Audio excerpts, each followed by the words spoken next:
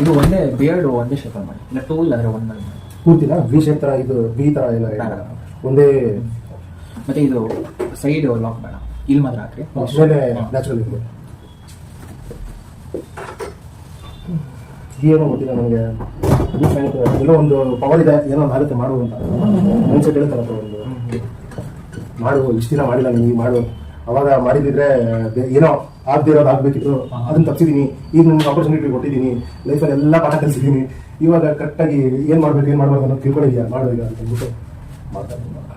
ಈಗ ಬೇರೆಯವ್ರ ದೋಸ್ತುಗಳೆಲ್ಲ ನೋಡಿದ್ರೆ ಇದು ನನಗೆ ಈ ಥರ ಮಾಡೋದಕ್ಕೆ ಸುಮಾರು 2-3 ವರ್ಷ ಆಗೋಗುತ್ತೆ ಅಂತ ಅನ್ಕೊಂಡೆ.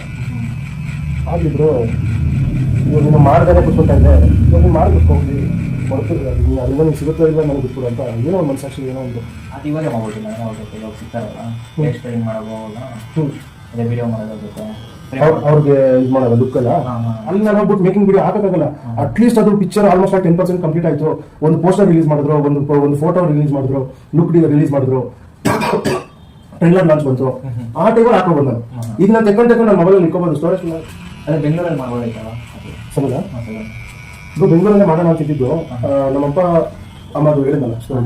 ಈಗ ಅಪ್ಪನೂ ಇಲ್ಲೇ ಹುಟ್ಟು ಬೆಳೆದಿದ್ದು, ಅವರು 40 ವರ್ಷದಿಂದ ಚಿಕ್ಕ ಕಟಿಂಗ್ ಶಾಪ್ ಹಾಕಿ ಮಾಡಿದ್ದು. ಅಮ್ಮ ಕೂಡ ಇಲ್ಲೇ ಹುಟ್ಟು ಬೆಳೆದಿದ್ದು. ಅಮ್ಮ ಹುಟ್ಟು ಬೆಳೆದಿದ್ದು ಬೆಂಗಳೂರು, ಬಟ್ ಮದುವೆ ಆಗಿದ್ದು ಇಲ್ಲಿಗೆ. ಅವರು ಬ್ಯೂಟಿ ಪಾರ್ಲರ್ ಸ್ಟಾರ್ಟ್ ಮಾಡಿದ್ದು 1992 ಅಲ್ಲಿ. ಸೊ ಆ 1992 ಇಂದ 2025 ವರೆಗೂ ಆಗಿರೋ ಜರ್ನಿ, ಅವ್ರು ಸಂಪಾದನೆ ಮಾಡಿರೋ ಹೆಸರು ಚಂದನ ಬ್ಯೂಟಿ ಪಾರ್ಲರ್ ಅಂತಂದ್ರೆ ದೇವಳ್ಳಿ ನಂಬರ್ 1 ಪಾರ್ಲರ್ ಈಗಲೂ ಇತ್ತು. ಈಗ ನಾವೆಲ್ಲ ಪ್ರೊಫೆಷನಲ್ ಫೀಲ್ಡ್ ಅವ್ರು ಬಂದಿರೋದ್ರಿಂದ ಅವ್ರಿಗೆ ನೇಮ್ ಫೇಡ್ ಆಗಿದೆ ಅಷ್ಟೇ. ಹಳೆ ಕಾಲದ ಆಂಟೀಸ್ ಅಂಕಲ್ಸ್ ಅವರೆಲ್ಲ 70s born, 60s born, 80s born, ಇವ್ರನ್ನ ಕೇಳ್ಬಿಟ್ರೆ ಸಾಕು ನಮ್ಮ ಅಪ್ಪ ಅಮ್ಮ ಬಗ್ಗೆ ದೇವಳ್ಳಿಗೆ ಬಂದು ಚಂದನ ಬ್ಯೂಟಿ ಪಾರ್ಲರ್ ಅಂದ್ರೆ ಯಾರು ಅಂತಂದ್ರೆ ಪ್ರತಿಯೊಬ್ಬರು ಹೇಳ್ತಾರೆ. ಈಗ ಯಂಗ್ ಜನರೇಷನ್ಗೆ ಬ್ಯೂಟಿ ಪಾರ್ಲರ್ ಅಂತಂದ್ರೆ ಒಂಥರ ಲೋಕಲ್ ಸರ್ವಿಸಸ್ ಒಂಥರ ಫೀಲ್. ಅವರು ಕೊಡೋ ಪರ್ಫೆಕ್ಟ್ ಫಿನಿಶಿಂಗು, ಅವ್ರು ಮಾಡೋಷ್ಟು ಈಸಿ ಕೆಲಸಗಳು ನಾವು ಕಷ್ಟ ಬಿದ್ದು ಮಾಡ್ತಾ ಇದೀವಿ. ಅವರೆಲ್ಲ ಪಟ್ ಅಂತ ಎಬ್ಬಿಸ್ಕೊಡೋದು. ಅದ್ ಹೇಳೋದು ಲೈಕ್ ಅವ್ರ ಕೆಲಸ ಅಷ್ಟು ಪರ್ಫೆಕ್ಟ್ ಆಗಿರ್ತಿತ್ತು.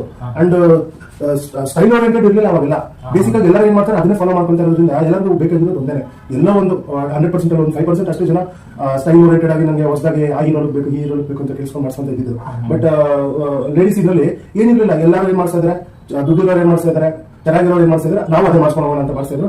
ಅಂಡ್ ಯಾರು ವ್ಯಾಕ್ಸಿನ್, ಫೇಶಿಯಲ್, ಐಬ್ರೋ ಇದನ್ನ ಯಾರು ಆಗಿನ ಕಾಲದಲ್ಲಿ ಯಾರು ನೋಡಿದ್ರೆ ಅದು ಮೈ ಮೇಲೆ ಕೂದಿದೆ ಅಂತ ಆ ಫೀಲಿಂಗ್ ಇಲ್ಲ ಅವ್ರಿಗೆ. ಅವ್ರಿಗೇನು ಒಳ್ಳೆ ಹಾಕೊಂಡ, ಒಳ್ಳೆ ಬಟ್ಟೆ ಹಾಕೊಂಡ, ಶಿಸ್ತಾಗಿದ್ನ, ನನ್ನ ಬಗ್ಗೆ ಕೆಟ್ಟ ಹೆಸರು ಇಲ್ವಾ, ಅಷ್ಟೇ ಸಾಕು ನನಗೆ ಅಂತ ಬರ್ತಿರೋರು. ಆ ಟೈಮೇ ಬೇರೆ ಇತ್ತು. ಸೊ ಅವ್ರು ಸಂಪಾದನೆ ಮಾಡ್ಕೊಂಡು ಬಂದಿದ್ದ ಹೆಸರುಗಳನ್ನ ನಾನು ರಾಮ್ ವಿಲಾಸ್ ಅಂತ ಸ್ಟಾರ್ಟ್ ಮಾಡಿದ ಉದ್ದೇಶನೇ ಇದು. ನಾನು ಎಮೋಷನಲಿ ಕ್ಲೈಂಟ್ಸ್ಗೆ ಕನೆಕ್ಟ್ ಆಗಬೇಕು ಅಂತಾನೆ ನಾನು ಸ್ಟಾರ್ಟ್ ಮಾಡಿದ್ದು. ಬಿಕಾಸ್ ದೇವನಲ್ಲಿ ಇನ್ನೊಂದು 3-4 ಇಯರ್ಸ್ ಅಲ್ಲಿ ತುಂಬಾ ದೊಡ್ಡ ಸೌಂಡ್ ಮಾಡುತ್ತೆ. ನಾನು ಹೇಳ್ಕೋಬಹುದು ಪ್ರತಿಯೊಂದು ಕ್ಲೈಂಟ್ಸ್ಗೆ, ನನ್ನ ತಂದೆ ತಾಯಿ ಇದೇ ಮಾಡ್ತಾ ಇದ್ರು, ನಾನು ಇದೇ ಮಾಡ್ತಾ ಇದ್ದೀನಿ. ನಾನು ಸ್ಟಡೀಸ್ನ 10th ಅಲ್ಲೇ ಮುಗಿಸಿ ಈ ಫೀಲ್ಡ್ ಬಂದ ನಾನು ಒಂದು ಜೋಶ್, ಒಂದು ಗಡ್ಜ್ ಇತ್ತು, ಒಂದು ಎಜುಕೇಶನ್ ಇತ್ತು, ಇಂಗ್ಲಿಷ್ ನಾಲೆಡ್ಜ್ ಇತ್ತು. ಸೊ ನನಗೆ ಆ ಇಂಗ್ಲಿಷ್ ನಾಲೆಡ್ಜ್ ಇಂದಾನೆ ನಾನು ಈ ಮಟ್ಟಕ್ಕೆ ನಾನೊಂದು ಸ್ಟೆಪ್ ಬೈ ಸ್ಟೆಪ್ ಬರಕ್ಕೆ ಸಾಧ್ಯ ಆಗಿತ್ತು. ಸೀರಿಯಸ್ ಆಗಿ ಹೇಳ್ತೀನಿ. ನಮ್ಮ ಪ್ರೊಫೆಷನಲ್ ಫೀಲ್ಡ್ ಅಲ್ಲಿ ಬೇಸಿಕಲಿ ಹಿಂದಿ, ಇಂಗ್ಲಿಷ್ ಬೇಕೇ ಬೇಕಿತ್ತು ಆ ಟೈಮಲ್ಲಿ.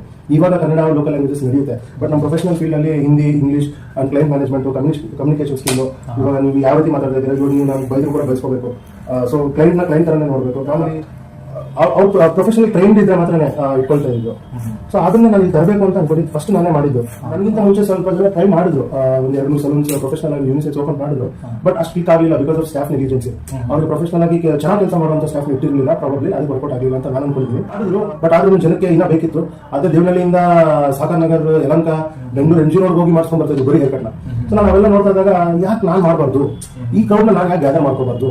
ನಮ್ಮ ಅಪ್ಪ ಹೆಸರಿದೆ, ನಮ್ಮ ಅಮ್ಮ ಹೆಸರಿದೆ, ನನಗೆ ಒಂದು ಸೆಲೆಬ್ರಿಟಿ ಹೇರ್ ಸ್ಟೈಲಿಸ್ಟ್ ಅಂತ ಒಂದು ರೆಕಗ್ನೈಸೇಷನ್ ಫೇಲ್ ಆಗಿದ ತಕ್ಷಣ ನಮ್ಮ ಅಪ್ಪ ಕರ್ಕೊಂಡೋಗಿ ಕಟಿಂಗ್ ಶಾಪ್ ಹಾಕೊಂಡ್ಬಿಟ್ರು. ಸೊ ಅವಾಗಿಂದ ನೋಡ್ತಿದ್ದಲ್ಲ ಅವ್ರ ಲೈಫ್, ಅವ್ರಿಗೆ ಬರ್ತಿದ್ದು ಒಂದು ಕೆಲಸದ ಬಗ್ಗೆ ರೆಕಗ್ನೈಸೇಷನ್ ಬರ್ತಿದ್ದು, ಅವ್ರಿಗೆ ಸಿಕ್ತಿದ್ದು ಎಲ್ಲ.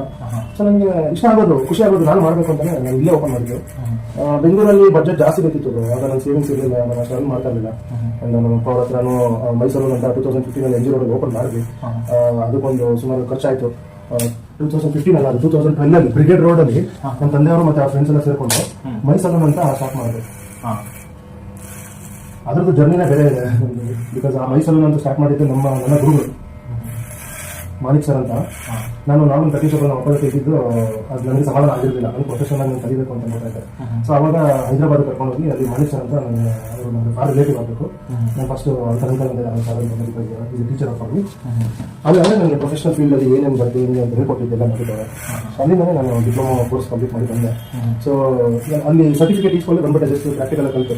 ಸೊ ಪ್ರಾಕ್ಟಿಕಲ್ ಆಗಿ ಇದು ಬೇಕಿತ್ತು, ಸರ್ಟಿಫಿಕೇಟ್ ಬೇಕಿತ್ತು. ಈಗ ಬೇರೆ ಪ್ರೊಫೆಷನಲ್ ಸಲೂನ್ಸ್ಗಳು ಹೋದಾಗ ಆ ಟೈಮಲ್ಲಿ ಸರ್ಟಿಫಿಕೇಟ್ ನೀವು ಮಾಡೋ ಸರ್ಟಿಫಿಕೇಟ್ ಇಟ್ಕೊಳ್ಳೋದು. ಇವಾಗ ಕೇಳ್ತಾ ಇಲ್ಲ, ಇವಾಗ ಕೆಲಸ ಚೆನ್ನಾಗಿ ಮಾಡ್ತಾ ಇದ್ದಾನ, ಅವ್ನು ಎಲ್ಲರೂ ಇಲ್ಲಿ ಎಷ್ಟಾದ್ರೂ ಎಕ್ಸ್ಪೀರಿಯನ್ಸ್ ಇರಲಿ, ನಿನ್ನೆ ಮೊನ್ನೆ ಕಲ್ತಿರಲಿ ಇಲ್ಲ 10 ವರ್ಷದಿಂದ ಮಾಡ್ತಾ ಇರಲಿ, ಅವ್ನು ಚೆನ್ನಾಗಿ ಮಾಡ್ತಿದ್ರೆ ಹಾಕೊಂಡ್ಬಿಡ್ತಾ ಇದ್ದಾರೆ. ಆ ಟೈಮಲ್ಲಿ ಹಂಗಿರಲಿಲ್ಲ, ಸರ್ಟಿಫಿಕೇಟ್ ಬೇಕಿತ್ತು. ಆ ಸರ್ಟಿಫಿಕೇಟ್ಗೋಸ್ಕರ ತಿರ್ಗಾ ನಾನು ಬೆಂಗಳೂರಲ್ಲಿ VLCC ಅಂತ ಒಂದು ಇನ್ಸ್ಟಿಟ್ಯೂಟ್, ಆ ಟೈಮಲ್ಲೆಲ್ಲ VLCC ಅನ್ನೋ ಬ್ರ್ಯಾಂಡ್ ಎಲ್ಲ ತುಂಬ ದೊಡ್ಡ ಬ್ರ್ಯಾಂಡ್ಗಳು. ಸೊ VLCC ಹೋಗಿ ಅಲ್ಲಿ ಸರ್ಟಿಫಿಕೇಶನ್ ತೊಗೊಂಡು ಡಿಪ್ಲೊಮಾ ಹೇರ್ ಡಿಸೈನಿಂಗ್ ಅಂತ DHT ಅದು ಕೋರ್ಸ್ ಹೆಸರು, ಡಿಪ್ಲೊಮಾ ಹೇರ್ ಡಿಸೈನಿಂಗ್ ಕೋರ್ಸ್ ಅಂತ. ಅದರಲ್ಲಿ ನಿಮಗೆ 2 ರೀತಿ ಬರುತ್ತೆ, ಟ್ರೈಕಾಲಜಿಸ್ಟ್ ಅಂತಾನು ಆಗ್ಬೋದು, ಇಲ್ಲ ಹೇರ್ ಸ್ಟೈಲಿಸ್ಟ್ ಅಂತ ಆಗ್ಬೋದು. ಇಂಡಸ್ಟ್ರಿ ನೀವು ಬುಕ್ಸ್ ಇಟ್ಕೊಂಡು ನಾನು ಹೇರ್ ಟ್ರೈಕಾಲಜಿಸ್ಟ್ ಆಗ್ತೀನಿ ಅಂತಂದ್ರೆ ಹೇರ್ ರಿಲೇಟೆಡ್ ಡಾಕ್ಟರ್ ಆಗ್ಬೋದು. ಸೊ ಅದು ಮೆಡಿಕಲ್ ಫೀಲ್ಡ್ ಹೋಗುತ್ತೆ. ನೀವು ಕಂಪ್ಲೀಟ್ ಪ್ರಾಕ್ಟಿಕಲ್ ಆಗಿ ಹೇರ್ ಕಟ್ ಮಾಡೋ ಫೀಲ್ಡ್ ಬರೋದೇ ಇಲ್ಲ ಅದು. ಸೊ ನಾವು ಪ್ರಾಕ್ಟಿಕಲ್ ಫೀಲ್ಡ್ ಹೋಗ್ಬೇಕು ಅಂತ ಅಂದ್ಬಿಟ್ಟು ನಾನು ಮಾಡ್ತಿದ್ದ ಕೆಲಸ, ನನಗೆ ಬೇಕಾಗಿದ್ದು ವರ್ಕು. ಸೊ ನನಗೆ ಬೇಸಿಕ್ ನಾಲೆಜ್ ಎಲ್ಲ ತಗೊಂಡು ಮತ್ತೆ ನಾನು ವರ್ಕ್ ವೈಸ್ ಹೇರ್ ಹೆಂಗ್ ಬೆಳೆಯುತ್ತೆ ಅದನ್ನೆಲ್ಲ ತಿಳ್ಕೊಂಡು, ಹೇರ್ ಡಾಕ್ಟರ್ ಆಗೋದಕ್ಕೆ ಏನೇನು ಬೇಕು, ಮತ್ತೆ ಹೇರ್ ಸ್ಟೈಲಿಸ್ಟ್ ಆಗೋದಕ್ಕೆ ಏನೇನು ಬೇಕು ಅದನ್ನೆಲ್ಲ ಡಿಫ್ರೆನ್ಶಿಯೇಟ್ ಮಾಡ್ಕೊಂಡು ಡಿಪ್ಲೊಮಾ ಕೋರ್ಸ್ ಸರ್ಟಿಫಿಕೇಟ್ ಮಾಡ್ಕೊಂಡು ಅಲ್ಲಿಂದ ವರ್ಕ್ಗಳನ್ನ ಅಪ್ಲೈ ಮಾಡ್ಕೊಂಡು ಒಂದು ಸ್ಟೆಪ್ ಬೈ ಸ್ಟೆಪ್ ನಾರ್ಮಲ್ ಸಲೂನ್ಗಳಿಂದ ಹಿಡಿದು ಇವತ್ತು ನಾನು ಓನ್ ಸಲೂನ್ವರೆಗೂ ಬಂದಿದ್ದೀನಿ. ಒಂದು ಬಿಟ್ಸ್ ಅಂಡ್ ಪೀಸಸ್ ಆಗೋಗ್ತಾ ಇದೆ ಸ್ಟೋರಿ ಹೇಳ್ಕೊಳ್ಳೋ ಜರ್ನಿ. ಈಗ ಪ್ರತಿಯೊಂದು ಕ್ಲೈಂಟು ಕೇಳೋ ಕ್ವಶನ್ಸ್ಗಳಲ್ಲಿ ನಾನು ನನ್ನ ಬಗ್ಗೆ ಹೇಳ್ಕೊಂಡಾಗ ಪಾಸ್ಟ್ ಪ್ರೆಸೆಂಟ್ ಫ್ಯೂಚರ್ ತರ ಹೇಳ್ತಾ ಇಲ್ಲ. ಫ್ಯೂಚರ್ ಹೇಳೋದು, ಪಾಸ್ಟ್ ಹೇಳೋದು, ತಿರ್ಗಿ ಮತ್ತೆ ಪ್ರೆಸೆಂಟ್ ಹೇಳೋದು, ತಿರ್ಗಿ ಮತ್ತೆ ಯಾರೋ ಕ್ಲೈಂಟ್ ಮತ್ತೆ ಪಾಸ್ಟ್ ಬಗ್ಗೆ ಕೇಳ್ತಾರೆ, ತಿರ್ಗಾ ಪ್ರೆಸೆಂಟ್ ಕಂಪೇರ್ ಮಾಡಿರ್ತೀನಿ. ಸೊ ಇದು ಬಂದಾಗ ಲಾಭ ಹೋಗ್ಬಿಡ್ತಾ ಇದೆ. ಪ್ರತಿಯೊಂದು ಕ್ಲೈಂಟು ನಾರ್ಮಲ್ ಆಗಿ ಕೇಳೋದು ಎಷ್ಟು ಬಗ್ಗೆನೆ ಕೇಳೋದು, ಯಾಕೆ ಮಾಡ್ಕೊಂಡಿಲ್ಲ ಕೇಳೋದು, ಅವ್ರ ಹೆಂಗೆ ಕೇಳೋದು, ನೀವು ಯಾಕೆ ಅವ್ರ ಜೊತೆ ಇದ್ದಾಗಲೇ ಇದು ಮಾಡಿಲ್ಲ. ಸೊ ಇದು ಇವಾಗ ನೀವು ಈ ತರ ಸಲೂನ್ ಮಾಡಿದ್ದೀರಾ, ಇದುವರೆಗೂ ಅವರು ನಿಮ್ಮ ಅಂಗಡಿಗೆ ಬಂದು ಸರ್ವಿಸ್ ತಗೊಂಡಿದ್ದಾರಾ, ಅವರು ಇವಾಗ ನೋಡಿದ್ದೀನಿ ಅವ್ರು ಸುಮಾರು ಜನ ಅವ್ರ ಜೊತೆ ಟೀಮಲ್ಲಿ ಕೆಲಸ ಮಾಡೋರಿಗೆ ಅವರು ಮದುವೆಗೆ ಹೋಗೋದು, ಮತ್ತೆ ಅವ್ರ ಅಸಿಸ್ಟೆಂಟ್ ಮದುವೆ ಎಲ್ಲ ಹೋಗಿದ್ರಂತೆ. ಸೊ ಅವ್ರ ಗ್ರೂಪ್ ಪ್ರವೇಶಗಳಿಗೆ ಹೋಗೋದು ಇದೆಲ್ಲ ಮಾಡಿದ್ದಾರೆ. ಅವ್ರ ಟೀಮಲ್ಲಿ ಕೆಲಸ ಮಾಡೋರಿಗೆ ಮದುವೆ ಇದೆ ಅಂತಂದ್ರೆ ಹೋಗ್ತಾರೆ, ಎಂಗೇಜ್ಮೆಂಟ್ಗೆ ಹೋಗ್ತಾರೆ. ಸೊ ನಿಮ್ದು ಅಂಗಡಿ ಓಪನಿಂಗ್ ಅಲ್ವಾ, ನಿಮ್ದು ಬಿಸ್ನೆಸ್ ಲೈಫ್ ಫಸ್ಟ್ ಸ್ಟೆಪ್ ಅಲ್ವಾ, ಬಂದಿದ್ರಾ ಯಾಕೆ ಬಂದಿಲ್ಲ ಅಂತ ಆ ಬೇಸಿಕ್ ಕ್ಲೈಮ್ಯಾಕ್ಸ್ ಶಾಟ್. ಅದು ಬೋಟ್ ಮೇಲೆ ಒಂದು ಫ್ಯಾನ್ ಇಟ್ಟಿದ್ರು, ಫ್ಯಾನ್ ಕೆಳಗಡೆಯಿಂದ ಹಿಂಗೆ ಅಲ್ಲಾಡಿಸ್ತಾರೆ. ಸೊ ವಾಕಿಂಗ್ ಬಂದು ಅವ್ರು ಹಿಂಗೆ ಬೋಟ್ ಮೇಲೆ ಫ್ಯಾನ್ ಇಟ್ಬಿಟ್ಟು ಲಾಸ್ಟ್ ಶಾಟ್ ಅದು ರಾಕೆಟ್ಸ್ ಬರ್ತಾರೆ ಶಾಟ್. ಸೊ ಅಲ್ಲಿ ಆ ಕಡೆ ಈ ಕಡೆ ದೊಡ್ಡ ದೊಡ್ಡ ಫ್ಯಾನ್ಗಳು ಇಟ್ಟಿದ್ರು. ಆ ಫ್ಯಾನ್ಗಳು ಇಟ್ಟಿದಾಗ ನಾನು ಅವ್ರಿಗೆ ಹೇರ್ ಸ್ಟೈಲ್ ಬೇಗ ಮಾಡ್ಬಿಟ್ಟು ಫ್ಯಾನ್ ಹಾಕ್ತಿರ್ತಾರಲ್ವಾ, ಕೂದಲು ಏನೇನು ಹೋಗ್ಬಿಡ್ತಿರ್ತಾರೆ. ಸೊ ಅದನ್ನ ಬೇಗ ಪಟ್ಟಂತ ಕಾಲರ್ ಒಳಗಡೆ ಕೂದಲು ಹೋಗ್ಬಿಟ್ಟಿರ್ತಾರೆ, ಅದನ್ನ ಆಚೆ ತೆಗೆದ್ಬಿಟ್ಟು ಸ್ವಲ್ಪ ಬೇಗ ಸ್ಪ್ರೇ ಹೊಡ್ಬಿಟ್ಟು ಅವರು ಡೈರೆಕ್ಟ್ ಆಕ್ಷನ್ ಅನ್ನೋರ್ಗು ಅದೇ ಬೇಕಿತ್ತು. ಆಕ್ಷನ್ ಓಡ್ ಚಂದ ಅಂದ್ಬಿಟ್ಟು. ಸೊ ಅದು ಸುಮಾರು ಸತಿ ಆಗಿದೆ, ಒಂದು 10 ಶಾರ್ಟ್ಸ್ ಆಗಿದೆ ಅಥವಾ 12 ಶಾರ್ಟ್ಸ್ ಆಗಿದೆ ಅದೊಂದು ಪರ್ಟಿಕ್ಯುಲರ್ ತೆಗೆಯೋದಕ್ಕೆ. ಅಲ್ಲಿವರೆಗೂ ಆ ಫ್ಯಾನ್ ಅಲ್ಲಾಡಿಲ್ಲ, ಕಂಬಿ ಕಟ್ಟಿರೋದು ಎಲ್ಲ ಕರೆಕ್ಟ್ ಆಗಿತ್ತು. ಅಲ್ಲೇ ಪಾಸ್ ಆದ್ರೆ ಅಲ್ಲೇ ಬಂದೆ, ಅಲ್ಲೇ ಮಾಡಿದ್ರೆ ಹೋದೆ. ಆ ಪರ್ಟಿಕ್ಯುಲರ್ ಮೂಮೆಂಟ್ ಹೆಂಗಿತ್ತು ಅಂತಂದ್ರೆ ಡೈರೆಕ್ಟರ್ ಆಕ್ಷನ್ ಅಂದ್ರು ಬೋಟ್ ಅಲ್ಲಾಡ್ಸರು ಅಂತಂದ್ರು, ಇವ್ರು ಸ್ವಲ್ಪ ಜೋಶಲ್ಲಿ ಅವಾಗಿಂದ ಅಲ್ಲಾಡ್ಸಿರೋದು ಜೋಶಲ್ಲ ಅಥವಾ ಏನೋ ಗೊತ್ತಿಲ್ಲ, ಆ ಮೂಮೆಂಟ್ ಅಲ್ಲಿ ಜೋರಾಗಿ ಅಲ್ಲಾಡ್ಸ್ಬಿಟ್ರು. ನಾನು ನಡ್ಕೊಂಡು ಹೋಗ್ತಿರೋ ನನಗೆ ಹಿಂಗೆ ಆಗೋಯ್ತು, ಬಿಕಾಸ್ ಬೋಟ್ ಹಿಂಗೆ ಶೇಕ್ ಆಗುತ್ತಲ್ವಾ ಆ ಕಡೆ. ಆ ಅಲ್ಲಾಡೋ ಫ್ಯಾನ್ ಕಂಬಿ ಕೆಳಗಡೆ ಕಟ್ಟಿದ್ರು ಇಲ್ವಾ ಸರಿಯಾಗಿ ಕಟ್ಟಿದ್ರು ಗೊತ್ತಿಲ್ಲ, ಆ ಪರ್ಟಿಕ್ಯುಲರ್ ಫ್ಯಾನ್ ಬಿದ್ದೋಗ್ತಾ ಇತ್ತು, ಕೆಳಗಡೆ ಕೆಲಸ ಮಾಡೋ ಮೇಲೆ ಬಿದ್ದೋಗ್ತಾ ಇತ್ತು. ಸೊ ನಾನೇನ್ ಮಾಡಿದೆ, ಫ್ಯಾನ್ ಅಂತ ಹಿಡಿದ್ಬಿಟ್ನಪ್ಪ. ಹಿಂಗ್ ಹಿಡಿದಿದ್ದಾನೆ ನನ್ನ ಮಗಂದು ಪರ್ರ ಅಂದ್ಬಿಟ್ಟು, ನನ್ಗೆ ಏನಾಯ್ತು ಅಂದ್ರೆ ಗೊತ್ತಿಲ್ಲ, ಪರ್ರ ಅಂದ್ಬಿಟ್ಟು ಈಗ ರಕ್ತ ಚಿಂತು. ನಾನು ಆ ಕಡೆ ಹೋಗಿ ನಿಂತ್ಕೊಂಡ್ಬಿಟ್ಟೆ. ಶಾರ್ಟ್ ಅದು ಸೌಂಡ್ ಮಾಡಿದ ನಾನು ಏನಾಗಿಲ್ಲ ಅಂತಂದ್ಬಿಟ್ಟು ನಾನು ಆಮೇಲೆ ಅಲ್ಲಿದ್ದ ಬೆರಳು ರಕ್ತ ಬರ್ತಾ ಇದೆ ಅಂತ ನಾನು ನೋಡ್ಬೇಕು. ಪೂರ್ತಿ ಒಂದು 4-5 ತೊಟ್ಟುಗಳು ಬಂದ್ಬಿಟ್ಟಿದೆ, ಕೂದಿ ಉಗುರು ಹೋಗಿ ಚರ್ಮ ವ್ಯಕ್ತಿ ಎದುರೋಗ್ಬಿಟ್ಟಿದೆ. ಅವಾಗ ನೋಡಿದ ಮೇಲೆ ನನಗೆ ಆ ಫೀಲ್ ಗೊತ್ತಾಗಿದ್ದು, ಬೆರಳಲ್ಲಿ ನರ ಅದು ಡ್ಯಾಮೇಜ್ ಆದ್ರೆ ಯಾವ ರೇಂಜ್ ಪೇನ್ ಇರುತ್ತೆ ಅಂತ ನನಗೆ ಒಂದು 5 ನಿಮಿಷ ಆದ್ಮೇಲೆ ಗೊತ್ತಾಗಿದ್ದು. ಇಮಿಡಿಯೇಟ್ ಆಗಿ ಓಡೋದು